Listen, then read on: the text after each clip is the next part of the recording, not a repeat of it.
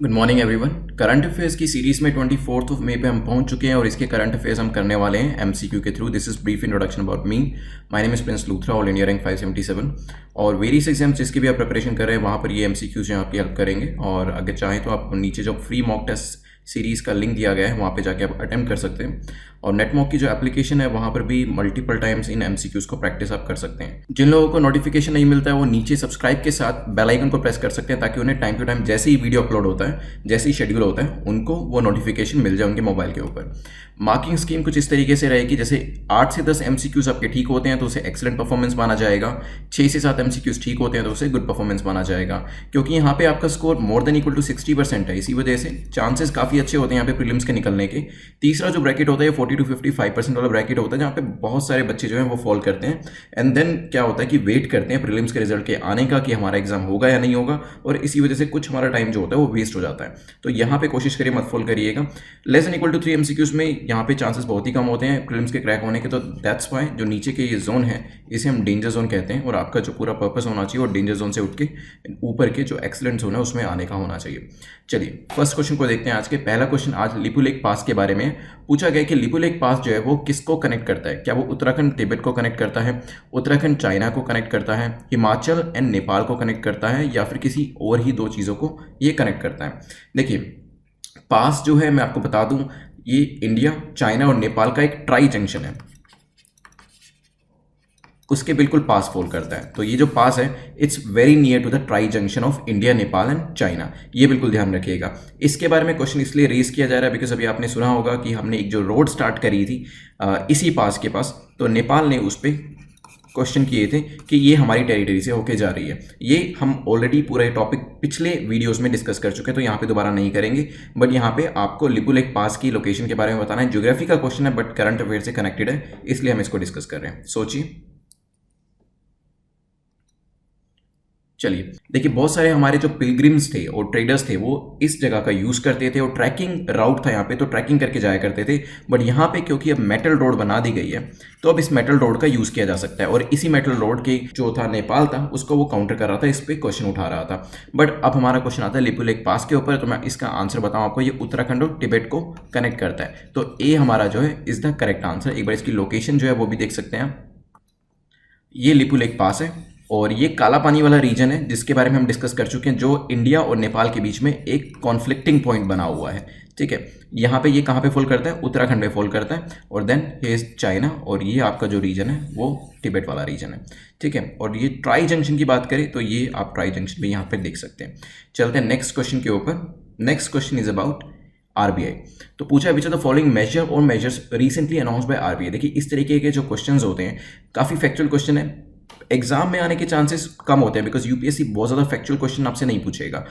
अगर पूछेगा भी तो उन फैक्ट्स के बीच में इतना डिफरेंस देगा कि अगर आप कॉमन सेंस अपनी यूज़ करेंगे तो उसका आंसर कर पाएंगे। लेकिन इंटरव्यूज़ के जो क्वेश्चंस होते हैं वहाँ पे ऐसा पूछ लिया जाता है कि रेपो रेट जो है मान लो 5% से 4% रिड्यूस हुई है या 4% से 5% इंक्रीज हुई है, तो इसका इंपैक्ट क्या पड़ेगा इकोनॉमी में। तो इस तरीके के क्वेश्चन वो पूछ लेते हैं जो कि रीसेंट अनाउंसमेंट्स होती है न्यूज़पेपर के अंदर या बाय आरबीआई। तो अभी आरबीआई ने जैसे कुछ चेंजेस करे रेपो रिवर्स रेपो रेट में, तो अगर इंटरव्यू होता है इस पीरियड के दौरान इस तरीके के चेंजेस होते हैं तो पूछ लेते हैं कि बताइए इसका क्या मतलब है, और अगर चेंजेस किए गए हैं तो कितने करे गए हैं। तो वहाँ पे आपको फैक्ट्स भी पता होने चाहिए और उसका पूरा जो रेपरकशंस होते हैं वो भी पता होने चाहिए। तो यहाँ पे पहली स्टेटमेंट कहती है रेपो रेट जो है वो रिड्यूस हुई है 4.4% से 4% तक हो सकता है। रिवर्स रेपो रेट जो है वो भी रिड्यूस हुई है 3.75 से 3.35 तक। सोचिए क्या आंसर होगा।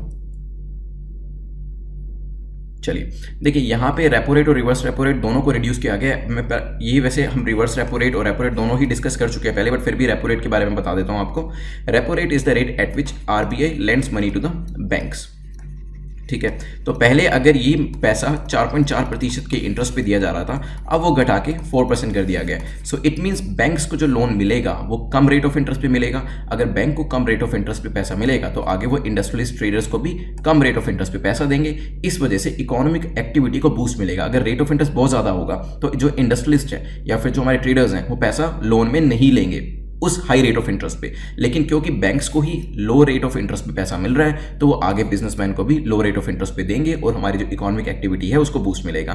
तो यहाँ पे हमारी जो दोनों स्टेटमेंट्स हैं वो ठीक है, दोनों ही जो रेट्स हैं इनको रिड्यूस किया गया है एज अ मेजर, ताकि एक तरीके से इकोनॉमिक स्टिमुलस दिया जा सके इकोनॉमी को। हमारा जो आंसर है यहाँ पे सी है। और इसके अलावा एक मार्जिनल स्टैंडिंग फैसिलिटी को भी हम कई बार डिस्कस करते हैं,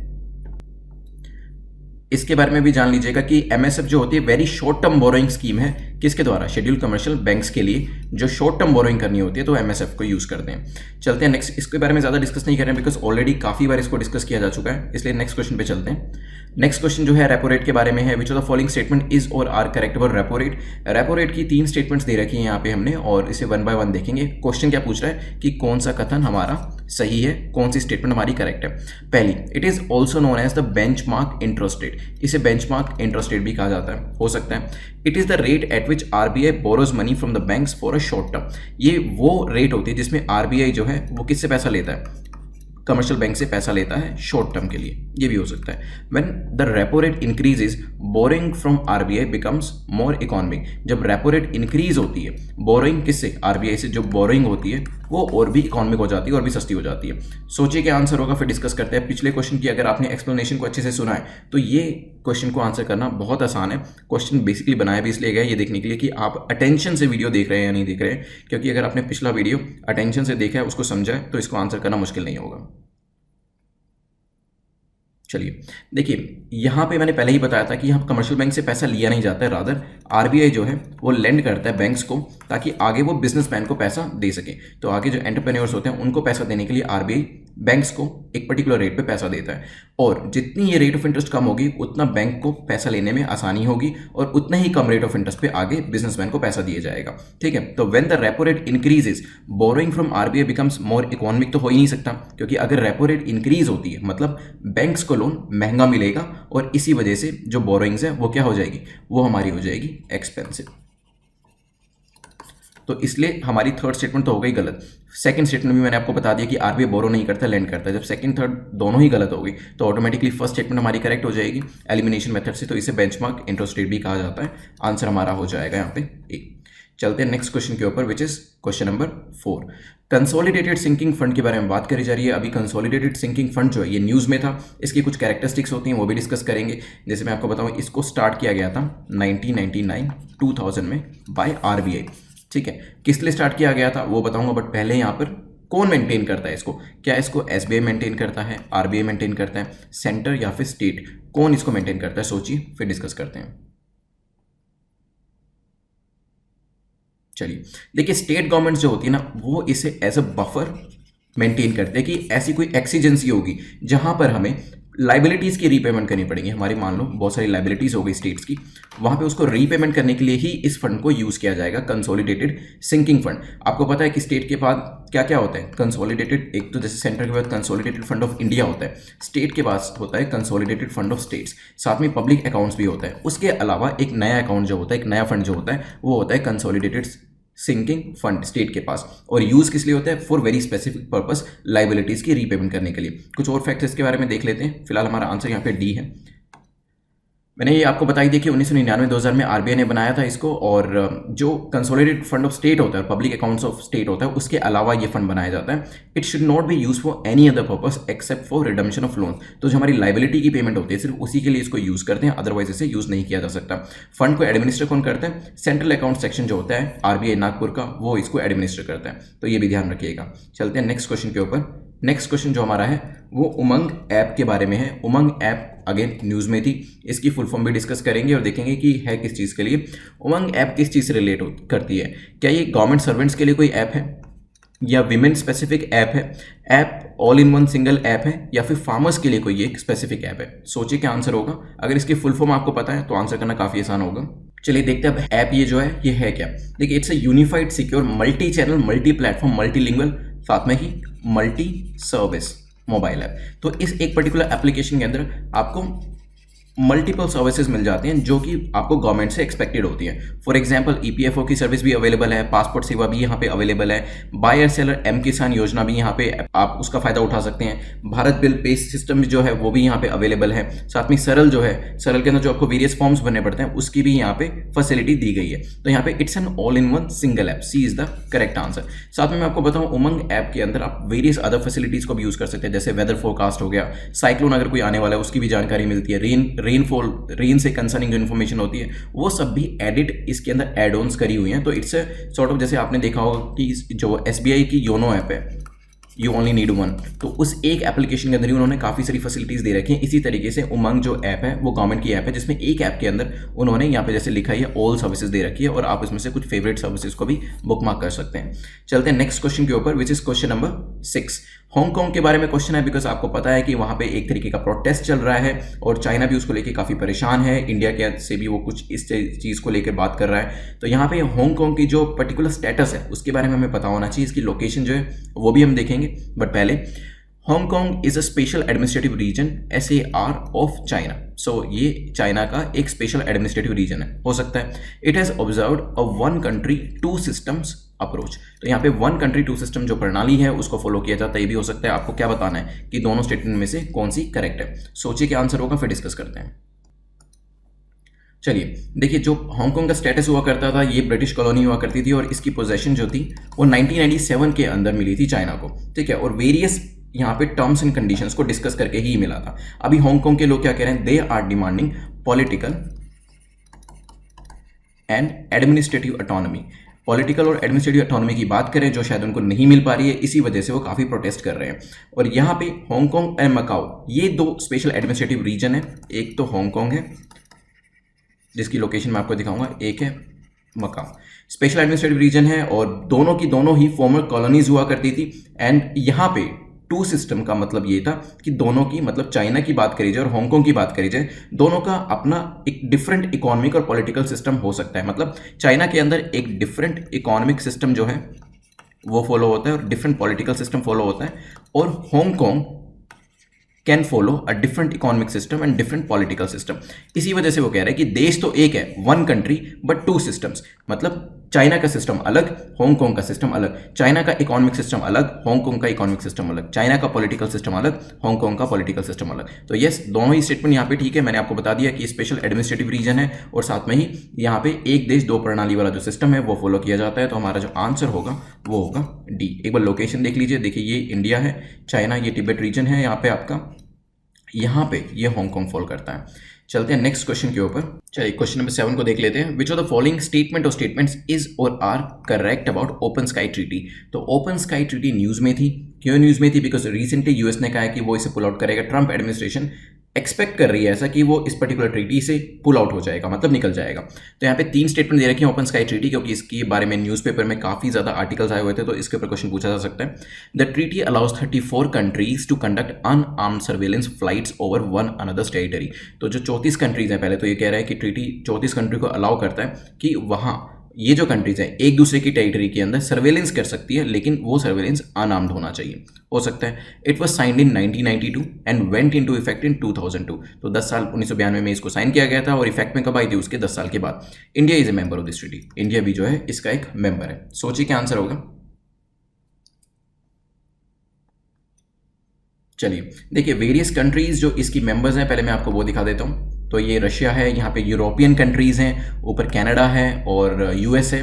तो यहाँ पे इंडिया जो है वो इसका आप देख सकते हैं मेंबर नहीं है। तो यहाँ पे तीसरी स्टेटमेंट जो आपकी है वो तो हो जाती है गलत, India is not a member. तो COD तो वैसे ही एलिमिनेट हो गया। अब देखते हैं सेकंड स्टेटमेंट को कि क्या ट्रीटी को 1992 में साइन किया गया था। ये बिल्कुल ठीक है, 1992 में साइन किया गया था और 2002 के अंदर, मतलब 10 साल के बाद ये इफेक्ट में आई थी। तो सेकंड स्टेटमेंट आपकी ठीक हो जाती है। पहली स्टेटमेंट को देखते हैं, इसमें क्या जो ओपन स्काई ट्रीटी है 34 कंट्रीज को अलाउड है, 34 कंट्रीज को अलाउड है कि वो अनआर्म्ड सर्वेलेंस कर सकते हैं, मे बी ड्रोन्स के थ्रू और मे बी फ्रॉम सैटेलाइट्स या फिर कोई और दूसरे मेजर्स को यूज करके। तो यहाँ पे यस 34 कंट्रीज जो हैं वो अनआर्म्ड सर्वेलेंस कर सकती है एक दूसरे की टेरिटरी के अंदर। तो पहली जो स्टेटमेंट है यहाँ पर वो भी आपकी ठीक हो जाती है। तो आंसर आपका हो जाएगा बी। अभी रिसेंटली प्रॉब्लम ये थी क्योंकि यूएस और रशिया दोनों ही इस ट्रीटी के अंदर है और दोनों ही एक दूसरे को ब्लेम करते रहते हैं, एक्यूज करते रहते हैं कि आप हमें एक्सेस नहीं दे रहे हैं सर्वेलेंस का। यूएस रशिया को एक्यूज करता है, रशिया यूएस को एक्यूज करता है, और खासतौर पर अभी रिसेंटली यूएस ने कहा है कि कैलिनग्रैड करके एक जगह है यूएस रशिया के अंदर, वहां पर आप हमें एक्सेस नहीं दे रहे हैं सर्वेलेंस का। और ये जगह कहां फॉल करती है? पोलैंड और लिथुआनिया के बीच में जगह फॉल करती है। वहां पर यूएस को एक्सेस मिलने में प्रॉब्लम हो रही है और इसी वजह से यूएस में ट्रंप एडमिनिस्ट्रेशन ने कहा है कि हम इस ट्रीटी से निकल जाएंगे क्योंकि एनीवे हमें एक्सेस नहीं मिल रहा है सर्वेलेंस का। तो यहाँ पे फिलहाल आंसर याद रखिएगा, आंसर हमारा बी है क्योंकि 34 कंट्रीज इन्वॉल्व होती है, 10 साल लगे इसको इफेक्ट में आने के लिए। India is not a member. तो यहाँ पे हमारा ये क्वेश्चन कंप्लीट होता है। नेक्स्ट क्वेश्चन पे चलते हैं। क्वेश्चन नंबर 8 बात करता है कि बी कीपिंग इन इंडिया के बारे में बताइए कि कौन सा कथन सही है, कौन सी स्टेटमेंट हमारी ठीक है। रिसेंटली बी कीपिंग के बारे में आर्टिकल्स आए थे न्यूज़पेपर के अंदर, तो इसके ऊपर हमने क्वेश्चन बनाया। पहली स्टेटमेंट कहती है compare to 2005-2006 honey production has risen by 242% and exports showed by 265%। तो यहाँ पे प्रोडक्शन जो है वो भी इंक्रीज हुआ है और एक्सपोर्ट्स है वो भी इंक्रीज हुए हैं। The government has launched honey mission as a part of sweet revolution. तो यहाँ पे गवर्नमेंट ने जो हनी मिशन को लॉन्च किया है वो स्वीट रेवोल्यूशन का एक पार्ट है, ये भी हो सकता है। India is among the world's top 5 honey producers. तो हनी प्रोड्यूसर के अंदर अगर वेरियस कंट्रीज को रैंक करते हैं तो इंडिया जो है वो टॉप 5 में होता है, ये भी हो सकता है। सोचिए क्या आंसर होगा, फिर डिस्कस करते हैं।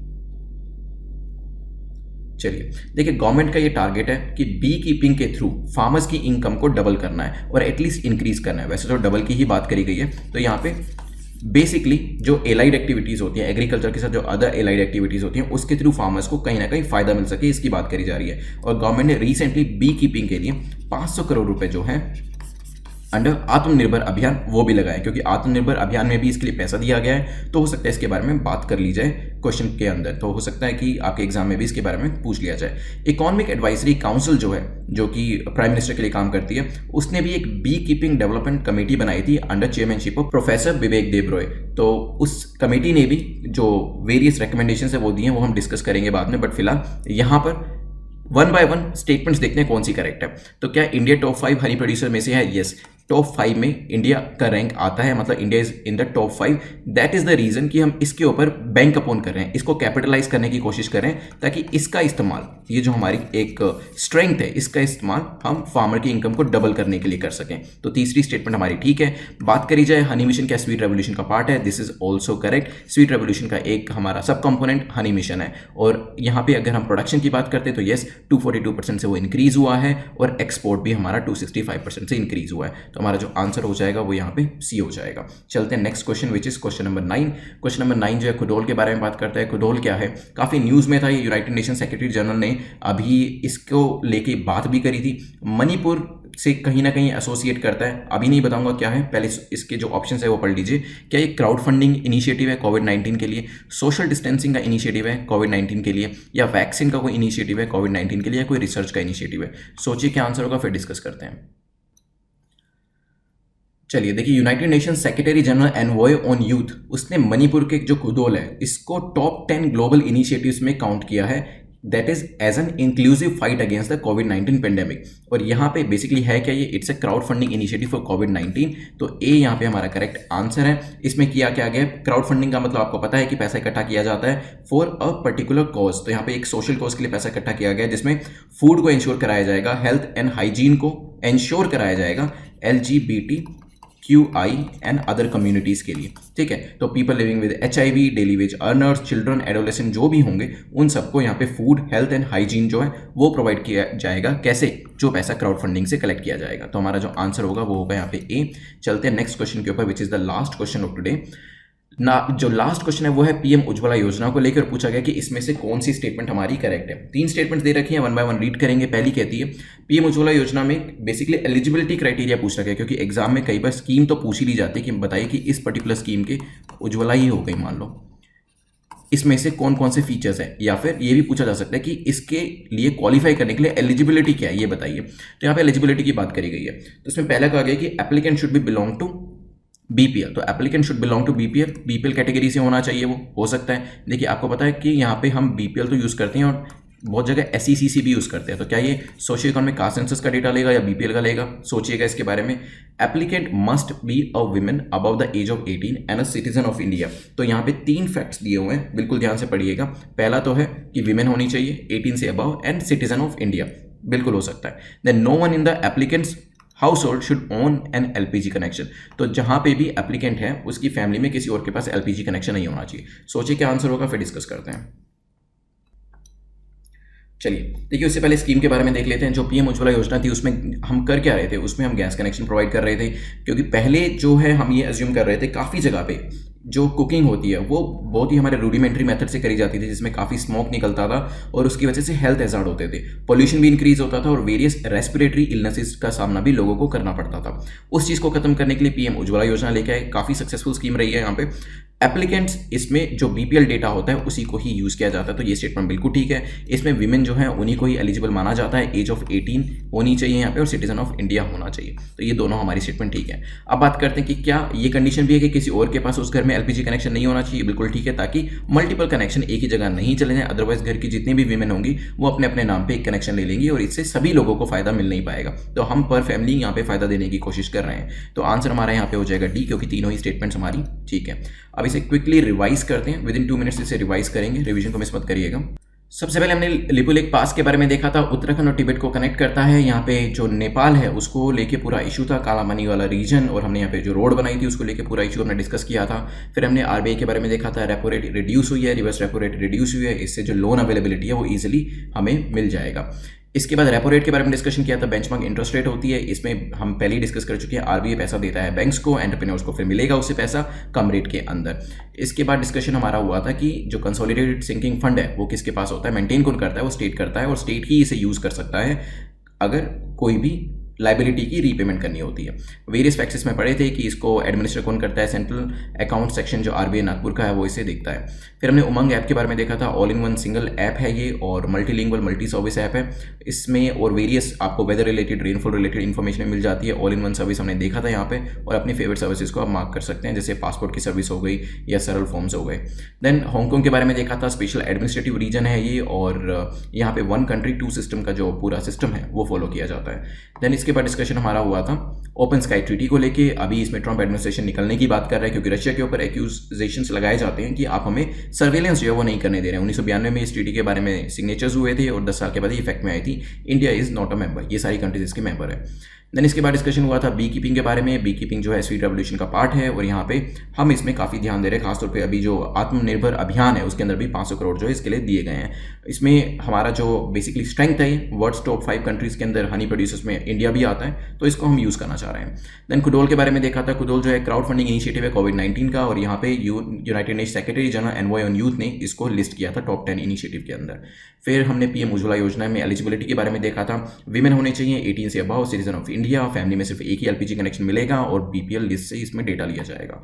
10 क्वेश्चन हमारे कंप्लीट होते हैं। मार्क्स जो अपने कमेंट सेक्शन में लिख दीजिएगा और जो टेस्ट सीरीज का जो एक मॉक टेस्ट फ्री जो है उसको आप अटेम्प्ट कर लीजिएगा। इसके अलावा देख लेते हैं आपके जो स्कोर रहे हैं। अगर अपर 2 ब्रैकेट्स में आपके मार्क्स है, congratulations, you are in the safe zone. नीचे के अगर ब्रैकेट में मार्क्स है, then of course you can always improve. जो MCQs हैं इनको दोबारा प्रैक्टिस करिएगा और देखिएगा कि गलती कहाँ हुई है, क्योंकि रेगुलर बेसिस पे ये जो क्वेश्चंस हैं ये न्यूज़पेपर में आते ही हैं और वहाँ पे अगर आप उसको ठीक तरीके से पढ़ाएं तो यहाँ पे गलती नहीं होनी चाहिए। इवन दो अगर हो भी रही है, देन जो मॉक टेस्ट हम लेंगे कोशिश करिएगा उसमें अच्छे से रिवाइज करके उसको दीजिएगा, ताकि वहाँ पे आपका स्कोर कम ना रहे। वेरियस प्लेलिस्ट जो है उसको भी आप ट्राई कर सकते हैं। यू कैन ऑल्सो टेलीग्राम मी, ताकि आपके कोई भी डाउट है उसको रिड्रेस किया जा सके। And thanks for watching, have a nice day.